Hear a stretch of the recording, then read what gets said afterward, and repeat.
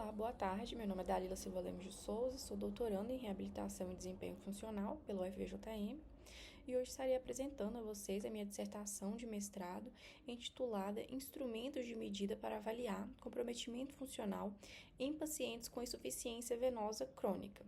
Meu orientador foi o professor Dr. Henrique Silveira Costa. Bem, a insuficiência venosa crônica é uma doença que afeta a circulação das pernas e pode causar sintomas como dor no membro inferior, edema, alteração da pigmentação da pele, como vocês podem ver aqui, e ainda pode causar em estágios mais avançados da doença a presença de úlcera venosa, ou seja, lesões de membro inferior que é difícil de cicatrizar.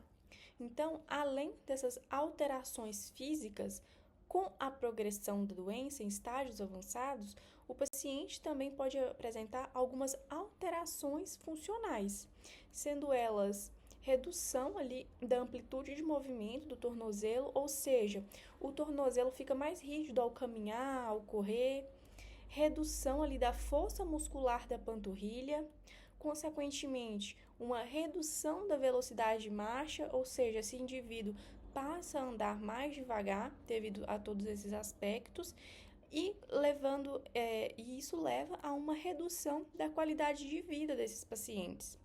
Então, nessa perspectiva, o diagnóstico em estágios iniciais é fundamental para que o tratamento seja instituído de forma precoce, evitando assim a progressão da doença. Entretanto, para que a avaliação desses pacientes seja bem estruturada, não basta levar só em consideração os aspectos físicos. É importante também considerarmos os aspectos funcionais, devido à variabilidade do quadro clínico desses pacientes, porque nem sempre refletem com precisão o impacto funcional. Então, assim, a utilização de instrumentos com boas propriedades psicométricas se torna indispensável para uma avaliação adequada.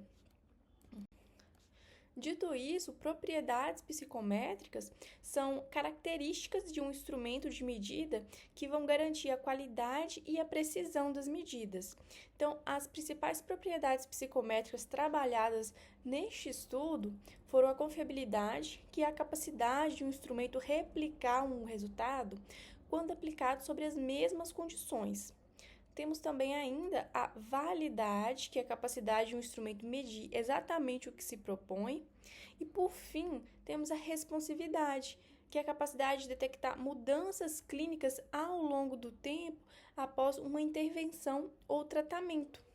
Então, embora existam diversos instrumentos que podem ser utilizados para avaliar as limitações funcionais presentes nos pacientes com IVC, muitos desses métodos ainda não foram validados especificamente para a população com insuficiência venosa crônica, não apresentando uma confiabilidade, validade ou responsividade, o que pode comprometer a aplicabilidade clínica desses instrumentos. E essa falta de respaldo psicométrico pode levar profissionais a utilizarem ferramentas que não medem com precisão o que se propõe a avaliar, resultando então em interpretações equivocadas sobre a real condição do paciente, a real condição funcional desse paciente. Então, nessa perspectiva, torna-se importante analisar esses instrumentos de avaliação funcional. Então, o objetivo do nosso estudo foi identificar e mapear os instrumentos de avaliação funcional em pacientes com IVC e analisar suas propriedades psicométricas. Para isso, realizamos uma revisão de escopo, que é um tipo de estudo que reúne e analisa pesquisas já publicadas sobre um determinado tema.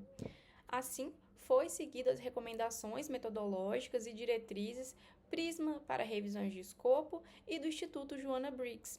Além disso, antes de iniciarmos a revisão de escopo, realizamos o registro do protocolo na plataforma Open Science Framework. Aqui temos o fluxograma do processo de seleção dos estudos.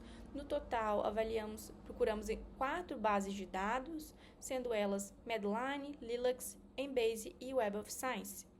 O registro total dos estudos foram de 6.342, sendo que 908 eram duplicados e foram removidos, sobrando 5.434 registros para o screening, onde inicialmente se deu por títulos e resumos, após a análise sobrando 149 e ao final aí registramos 14 estudos incluídos no processo.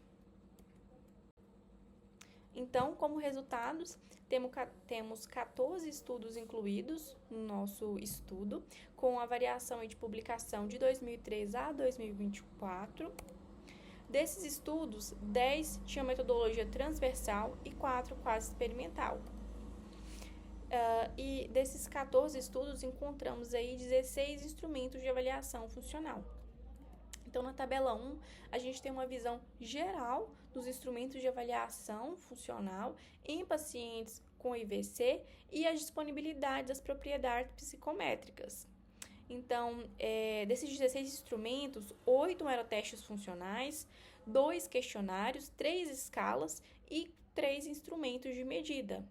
A confiabilidade não foi avaliada em nenhum desses instrumentos. A validade foi avaliada em todos os instrumentos e a responsividade foi avaliada em 5 dos 8 testes funcionais, em um questionário, em nenhuma escala e em 2 instrumentos de medida. Então, entre os principais achados da nossa revisão, podemos destacar a ausência de avaliação da confiabilidade dos estudos incluídos, ou seja, eu não posso afirmar que os instrumentos encontrados têm a capacidade de replicar resultados quando submetidos às mesmas condições, pois não avaliaram confiabilidade. Além disso, temos a evidência de validade para a maioria dos instrumentos. E o terceiro achado nessa revisão é que a responsividade inconsistente e variável entre os estudos, ou seja, tiveram instrumentos que foram avaliados em mais de um estudo, e em alguns estudos esses instrumentos não apresentam responsividade, enquanto em outros eles apresentaram a responsividade. Por isso que tivemos aí responsividades inconsistentes e variáveis entre esses estudos.